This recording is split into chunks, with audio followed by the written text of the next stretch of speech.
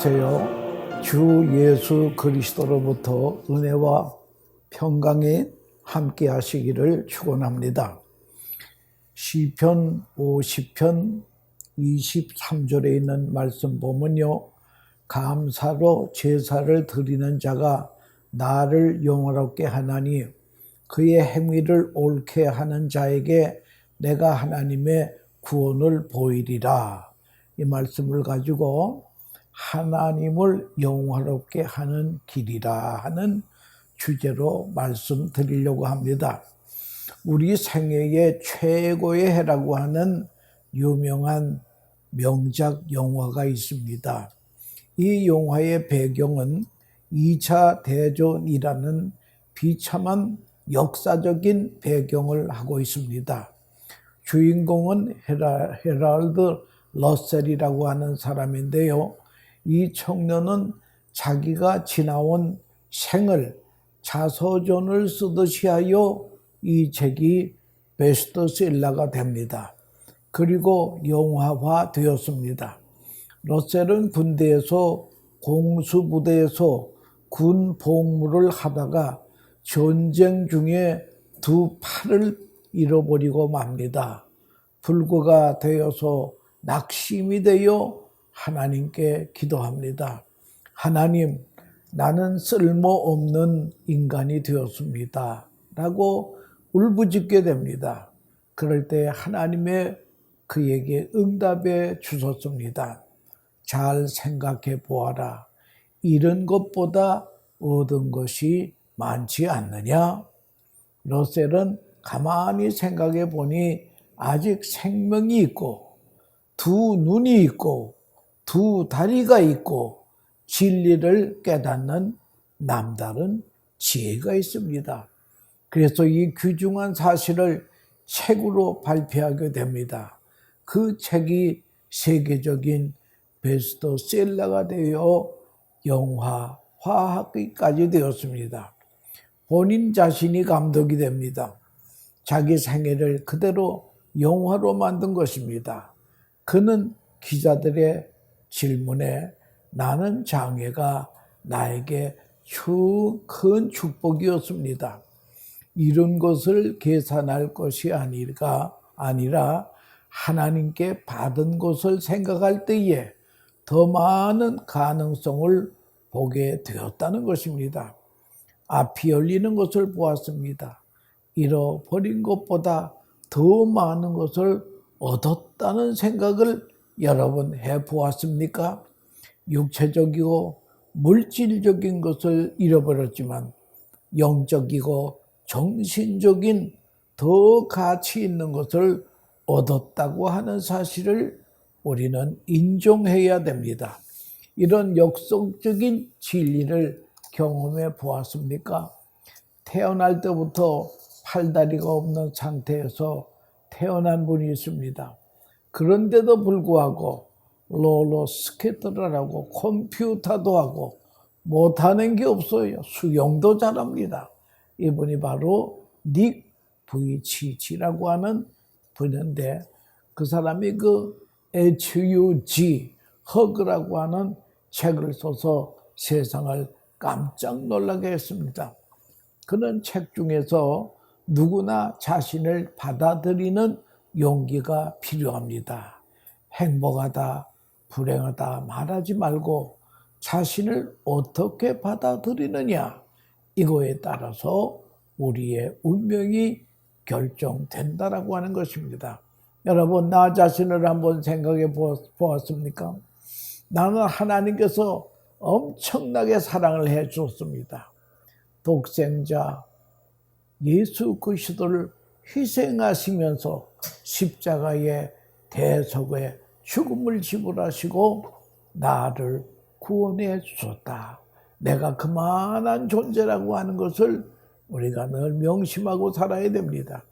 그리고 하나님의 위대하심과 무한한 가능성을 믿는 믿음이 필요합니다.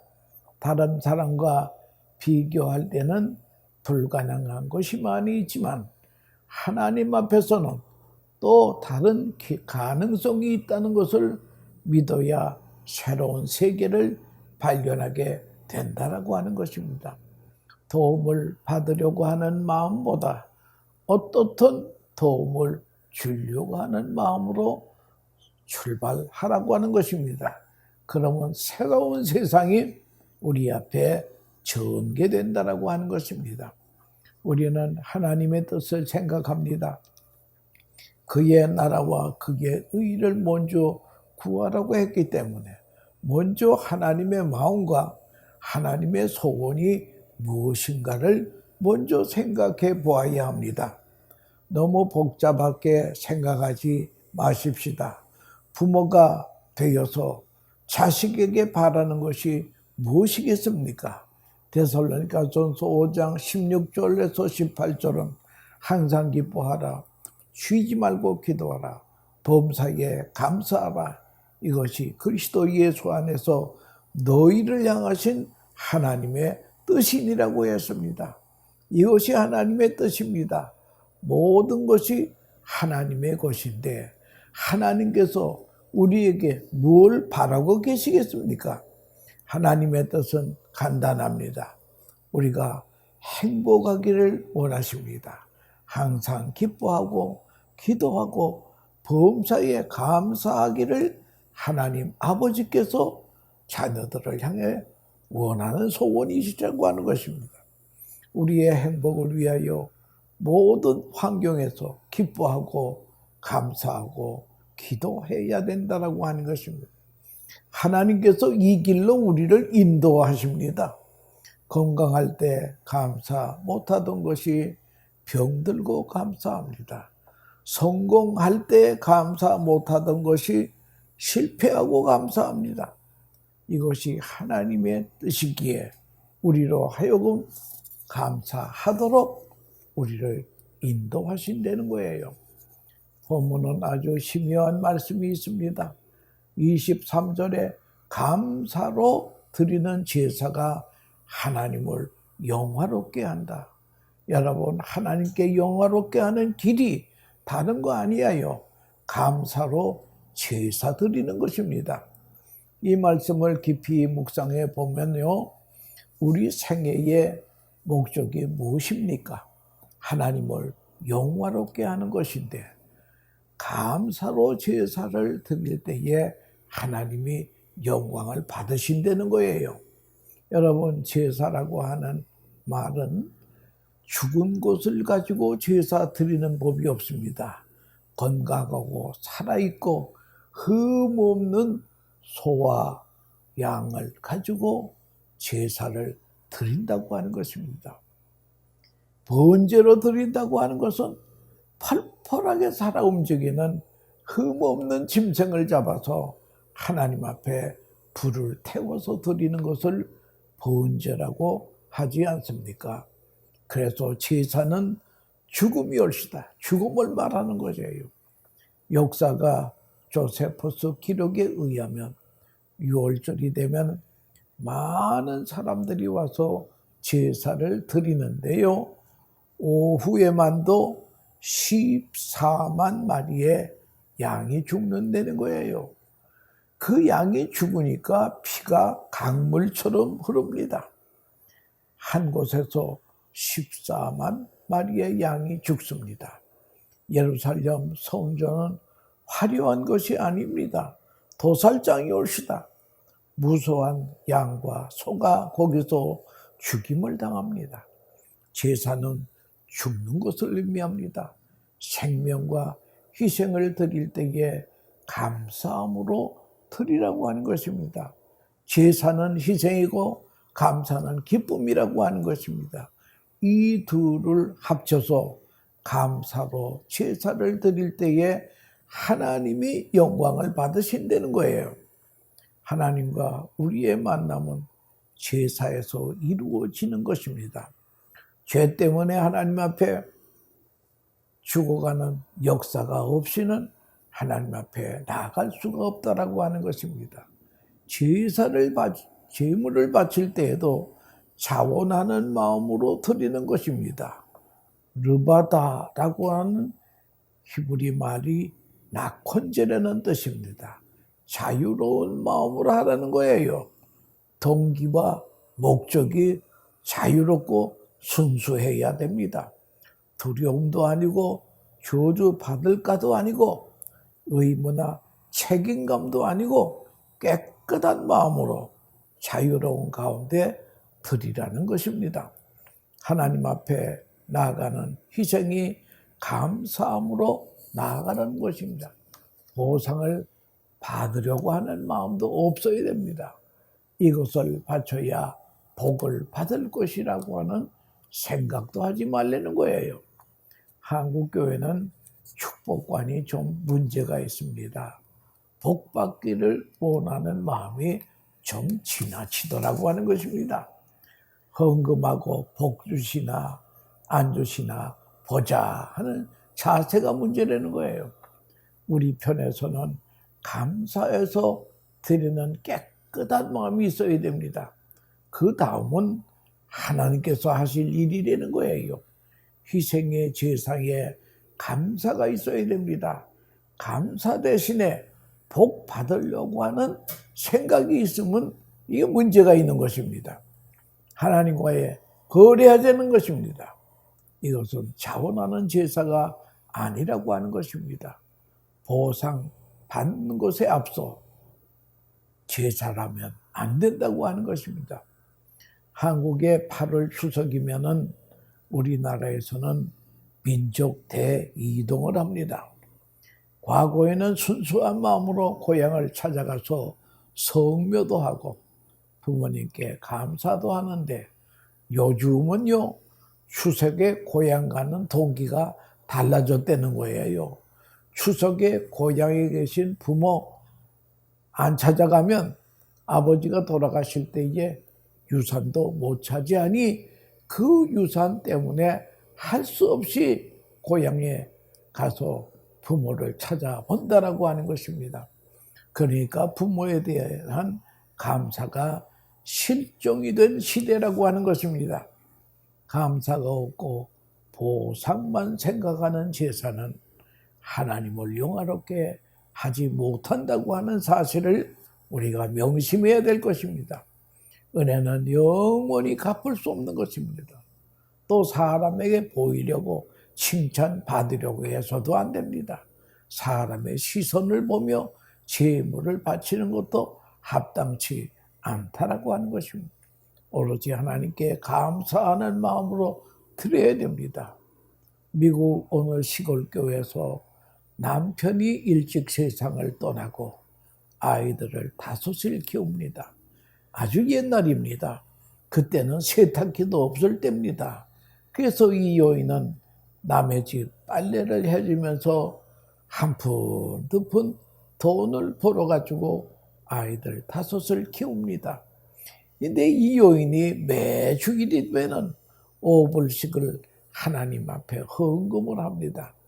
하루는 그 교회 장로님이 그 여인을 불러서 자매님, 그 어려운 처지에서 매주 5불씩 헌금을 내시는데 참 감동적입니다.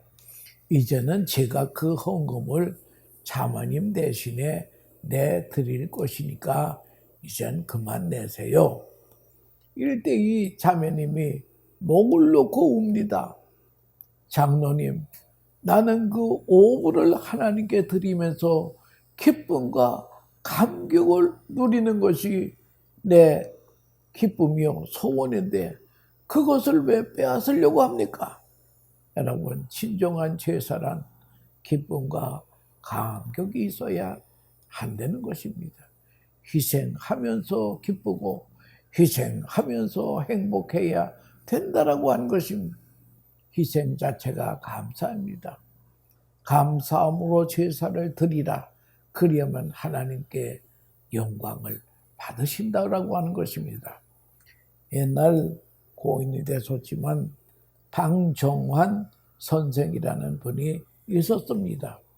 우리가 어린이라는 말을 쓰는데 그전에는 어린이라는 말이 없었어요. 아이라고 했습니다. 그래서 아이 생활이라고 하는 잡지도 있었습니다. 이분이 어린이라는 말을 처음 쓰신 분이에요. 그 방종환 선생이 어느 저녁 촛불을 켜고 책을 읽고 있는데 강도가 시퍼런 칼을 들고 들어와서 돈 내려는 거예요. 그래서 서랍을 열고 보니까 390원이 있습니다. 그걸 내주었습니다. 그 당시로서는 아주 큰 돈이 올시다. 강도가 돈을 가지고 나가니까 이 사람아, 돈을 주었으면 감사하다고 인사를 하고 가야지 그냥 가는 법이 어디 있느냐고 답을 줬습니다. 그랬더니 강도가 별놈 다 보겠네. 강도가 인사하는 거 보았어? 좌우지간 고맙네 하고 강도는 사라졌습니다. 이 강도가 가다가 순찰하는 순경한테 붙들렸습니다. 순경이 강도를 끌고 와서 당신 집에서 이놈이 390원을 강도질하고 가지 않았습니까? 사실이지요. 그럴 때에 그 방종환 선생이 아니요. 내가 저분에게 주었고 고맙다는 인사까지 들었는데요. 그것이 어떻게 강도요? 이것은 내가 준 것이요. 할 말이 없으니까 순경은 그냥 갔습니다. 이때 이 강도는 무릎을 꿇고 회개하면서 선생님 더 바라지 않습니다. 선생님 집에서 일생 동안 허드레짓 청소하면서 살게 해주세요. 정말로 감사한 것은 내 자신을 제물로 바치는 것입니다. 내 생명을 바치는 것입니다. 감사로 제사를 드리는 자가 하나님을 영원하게 합니다. 온전한 감사입니다. 희생 자체를 기뻐해야 합니다. 교회를 위해서 하나님의 영광을 위해서 거룩하신 하나님의 뜻을 위하여 작은 것이라도 기뻐하며 희생의 예물을 드려야 된다라고 하는 것입니다. 여러분, 일본의 우찌무라 간조라고 하는 분이 있었는데요. 유명한 신학자이고 신앙가입니다. 그가 말하기를 하나님으로부터 저주가 있다면 그것은 첫째가 하나님의 존재가 믿어지지 않는 것이요. 예수님이 나의 구주로 믿어지지 않는 게 저주라는 거예요. 두 번째는 성경을 읽고 설교 말씀을 들어도 하나님의 말씀으로 들려지지 않는 게 또 저주라는 거예요. 세 번째는 인간으로 태어나서 감사하는 마음이 없는 게 그게 저주라고 하는 것입니다. 어느 유대인 어머니가 별로 배운 것은 없는데 자식을 훌륭하게 키웠습니다. 그래서 동네 사람들이 그에게 찾아와서 자식을 훌륭하게 키우는 비결이 무엇이냐고 자꾸 다구쳐 묻습니다. 그때 그 어머니는 아이들에게 나는 배운 것은 없지만 아이들에게 딱 세 마디를 가르쳤다는 거예요. 첫째는 모든 일에 감사하여라. 작은 일이든 큰 일이든 감사해라. 여러분, 적은 일에 감사합시다. 스폴전 목사님이 별빛에 감사하는 자에게는 달빛을 주고 달빛에 감사하는 자는 햇빛을 주고 햇빛에 감사하는 자는 천국을 준다. 천국에는 해와 달이 필요가 없는 데입니다. 거기는 영원히 밝은 데예요. 천국까지 소유하는 자가 누구냐? 감사하는 자라는. 그 다음에 이 어머니가 아이들에게 원망 불평하는 아이들하고는 놀지 말아라. 원망은 바이러스 균 같아서 나도 모르게 감염이 된단다. 세 번째는 감사할 줄 아는 아이들하고 친하게 지내라 라고 하는 말을 했다고 합니다. 여러분, 히브리어로 감사는 기억한다는 뜻입니다. 다윗은 항상 하나님의 은혜를 기억하고 살았습니다. 내 영혼아 여호와께서 주신 은택을 잊지 말지어다. 영혼을 향해서 명령을 내립니다. 광야에 이스라엘은 은혜를 잃어버리고 살았습니다. 사울 왕은 은혜를 잊어버리고 살았습니다. 은혜를 기억하고 사는 사람은 하늘의 큰 상급도 얻고 땅에 기름진 상급도 얻는다고 하는 것입니다. 이 성공적인 CEO를 한 100명 골라서 이들의 공통점이 무엇인가 했더니요, 이들의 기억에는 감사로 꽉 찼더라고 하는 그런 것이었습니다. 여러분, 미국의 청교도들이 1920년 9월 16일 영국의 프리마우스를 떠났습니다. 그리고 66일 만에 11월 9일에 매사추세츠 프리마우스에 도착을 했습니다. 여러분, 이들이 항해하는 동안 얼마나 어려움이 있었는지 압니까? 그러나 이 청교도들이 102명의 청교도들이 하나님 앞에 감사했습니다. 청교도의 7가지 감사라는 글이 있더라고요. 이걸 소개해 드리겠습니다. 첫째는 180톤 밖에 안 되는 작은 배지만 작은 배를 주신 하나님께 감사합니다. 두 번째는 평균 시속 2마일로 항해하였으나 117일간 계속 전진할 수 있음을 감사합니다. 세 번째는 항해 중에 2사람이 죽었으나 한 아이가 태어났음을 감사합니다. 네 번째는 폭풍으로 큰 도시 부러졌으나 파손되지 않음을 감사합니다. 다섯 번째는 여자들 몇 명이 심한 파도 속에 휩쓸려 물에 빠졌지만 모두 구출된 것으로 감사합니다. 여섯째는 인디언들의 방해로 상륙할 곳을 찾지 못해 한 달 동안 바다를 표류했지만 결국 호의적인 원주민으로 인하여 프리마우스에 상륙하게 된 것을 감사합니다. 일곱 번째는 그 고통스러운 약 3개월 동안의 항해 도중에도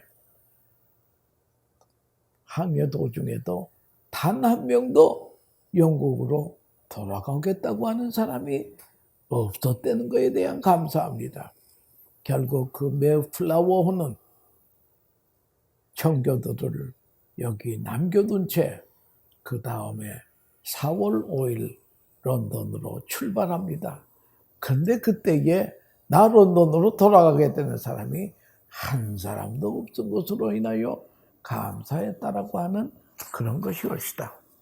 여러분, 하나님께서 우리에게 베푸신 만 가지 은혜를 바다를 몸을 삼고 하늘을 두루마리 삼아도 그 사랑을 다 기록할 수 없는 존재라고 하는 걸 알아야 됩니다. 우리나라에서 2008년도에 원어민 교사로 일을 하고 있던 미국 시민권 소유자 곰즈라고 하는 사람이